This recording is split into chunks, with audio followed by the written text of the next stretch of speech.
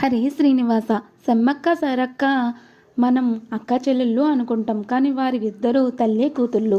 సుమారు 700 సంవత్సరాల క్రితం కాకతీయ రాజు ఈ ప్రాంతాన్ని పాలిస్తున్న కాలంలో గిరిజన దొర అయిన మేడరాజు అడవిలో వేటకు వెళుతుండగా ఒక పుట్టపై పులులు సింహాలు కాపలాగా ఉన్న ఓ పసిపాపను సమ్మక్క అని కనుగొని ఆమెను పెంచుకున్నాడు.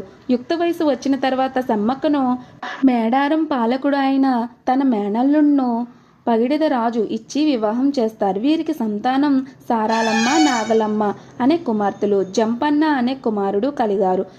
మేడరాజు పోలవాస ప్రాంతానికి కోయరాజు కాగా, పగిడిదరాజు మేడారం పాలకుడు. కాకతీయ సామ్రాజ్య విస్తరణలో భాగంగా కాకతీయ మొదటి ప్రభువు మేడరాజు పాలించే ప్రాంతాన్ని ఆక్రమించేందుకు దండెత్తుతాడు. ఈ దండను తట్టుకోలేక మేడరాజు తన కుమార్తె సమ్మక్క వద్ద మేడారంలో ఆశ్రయం పొందుతాడు. పగిడిదరాజు కాకతీయ సామంతుడిగా ఉంటూ వారికి ప్రతి నెల కప్పం కట్టేవాడు. అయితే 3 సంవత్సరాల నుంచి ఎరుపడిగని కరువు వల్ల కప్పం కట్టలేదు. మేడరాజు ఆశ్రయం ఇవ్వడం వంటి కారణాల వల్ల కాకతీయ రాజు ఆగ్రహించి మేడారంపై దండెత్తాడు. కాకతీయ సైన్యాన్ని ఎదుర్కొనేంత ధైర్యం లేకపోయినా పగిడిదరాజు సమ్మక్క వారి పిల్లలతో సారాలమ్మ, నాగులమ్మ, జంపన్న సహా కోయ ప్రజలు అందరూ యుద్ధానికి సిద్ధమయ్యారు. వేల సంఖ్యలో గుర్రాలు, ఏనుగులతో యుద్ధానికి వచ్చిన కాకతీయ సైన్యంపై వందల సంఖ్యలో ఉన్న కోయ ప్రజలు కత్తులు, బాణాలతో భీకరంగా పోరాటంలోని దిగారు. ఈ యుద్ధంలో పగిడిదరాజు, సారాలమ్మ, నాగులమ్మ వీర మరణం పొందారు.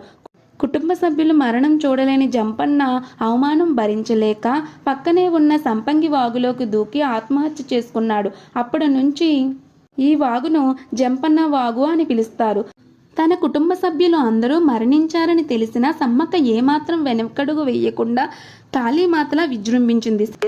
శత్రువుల్ని ఎదుర్కొన్నది. అయితే వెనక నుంచి వచ్చిన ఒక సైనికుడు పొడిచి సమ్మక్కను తీవ్ర గాయపరిచాడు. రక్తం కారుతుండగానే ఆమె చిలకల గుట్ట వైపు వెళ్ళి నెమలినార చెట్టు దగ్గరలో ఉన్న పుట్ట దగ్గర కుంకుమ భరిణిలా మారి అదృశ్యమైంది. సమ్మక్క అదృశ్యమైన తరువాత ప్రజలు ఆకాశం నుంచి కొన్ని మాటలు వినిపించాయి. అవి ఏమిటి అంటే, గడ్డ మీద పుట్టిన ప్రతి ఒక్కరూ వీరుల్లా రాజ్యాన్ని పాలించాలి.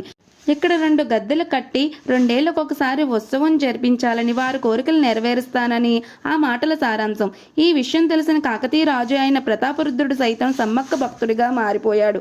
ఆయన సమ్మక్క వెలిసిన చోట 2 గద్దెలు కట్టించి ప్రతి 2 ఏళ్లకొకసారి మాఘశుద్ధ పౌర్ణమి రోజున మేడారంలో ఈ మహాజాతర జరుగుతుంది.